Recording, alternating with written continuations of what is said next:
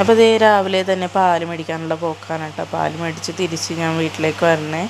പണ്ട് ഒരടുപ്പയിൽ ചായയും മറ്റേ അടുപ്പയിൽ ചെറുപയറും പുട്ടും ഒക്കെ അമിച്ചാക്കുന്നുണ്ടായിരുന്നേ. രാവിലെ തന്നെ ചെറുപയറും പുട്ടും പഴമായിരുന്നു കേട്ടോ. രാവിലെ തന്നെ ഉണക്കമീനും കൊണ്ടിട്ട് ചേച്ചി വന്നായിരുന്നു. അപ്പോൾ അവരുടെ നിന്ന് നല്ല കുഞ്ഞു കൊഴുവയും ചെമ്മീനും മേടിച്ചായിരുന്നേ.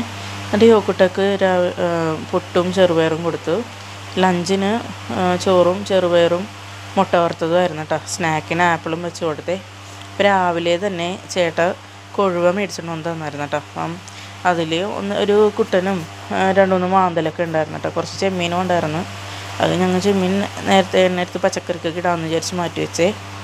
എന്നിട്ട് കുറച്ചെടുത്തിട്ട് വറുക്കാനും കുറച്ച് കറി വെക്കാനായിട്ട് ഞങ്ങൾ മാറ്റി കേട്ടോ. എന്നിട്ട് മാങ്ങ ഇട്ടാണ് ഞങ്ങളിന്ന് കറി വെക്കണത്. അടിയിൽ മുളകും മഞ്ഞളൊക്കെ കിടപ്പുണ്ട്. മാങ്ങ എടുക്കണോണ്ട് കാണാത്തതാണ്. അപ്പോൾ അതിനകത്തേക്ക് തേങ്ങയുടെ അരപ്പും കൂടി ഇട്ടിട്ട് നല്ലപോലെ മിക്സ് ചെയ്തതിന് ശേഷം കേട്ടോ അടപ്പ് കത്തിച്ചത്. അപ്പോൾ ഇതൊക്കെ ഞാനിത് ചെയ്യണ നേരത്തെ അമ്മച്ചി ഇവിടെ കൊഴുവ ഉപ്പും മഞ്ഞളൊക്കെ പുരട്ടിയെടുത്ത് വെച്ചായിരുന്നേ. എന്നിട്ട് മീൻ കറി എപ്പോഴേക്കും തിളച്ച് വന്നപ്പോഴത്തേനും അതിനകത്തേക്ക് മീനിട്ട് കൊടുത്തട്ടോ.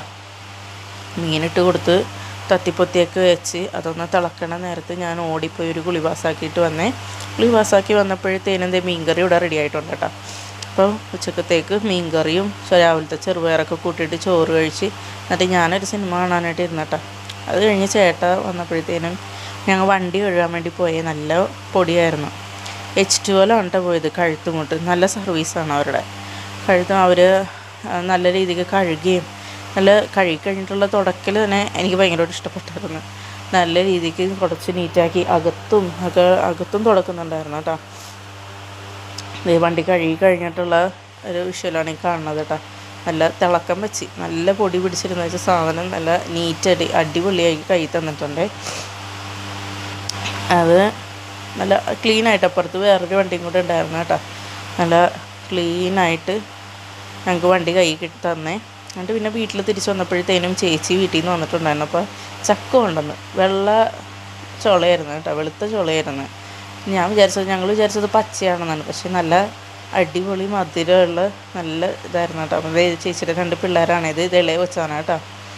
ചേച്ചി അത് കുഞ്ഞാവ 8 മാസമായിട്ടുള്ളൂ കേട്ടോ. അത് മൂത്ത വെച്ചാണ് കേട്ടോ. അത് 2 പേരും എൻ്റെ എല്ലാം അമ്മ വന്നിട്ടുണ്ടായിരുന്നേ. അമ്മ വന്നു. പിന്നെ അത് കഴിഞ്ഞപ്പോഴത്തേനും അപ്പത്തിന് അരക്കാനായിട്ടുണ്ടായിരുന്നു. അപ്പോൾ അപ്പത്തിനൊക്കെ അരച്ച് വെച്ച് കഴിഞ്ഞപ്പോഴത്തേനും മീൻ വറുക്കാനിട്ടതിന് ശേഷം യോക്കുട്ടക്ക് കുറച്ചുകൂടെ ഹോംവർക്ക് ചെയ്ത് തീർക്കാനുണ്ടായിരുന്നു കേട്ടോ. അപ്പോൾ അത് ചെയ്ത് തീർക്കാനായിട്ട് ഞാൻ യോക്കുട്ടനെ കൊണ്ട്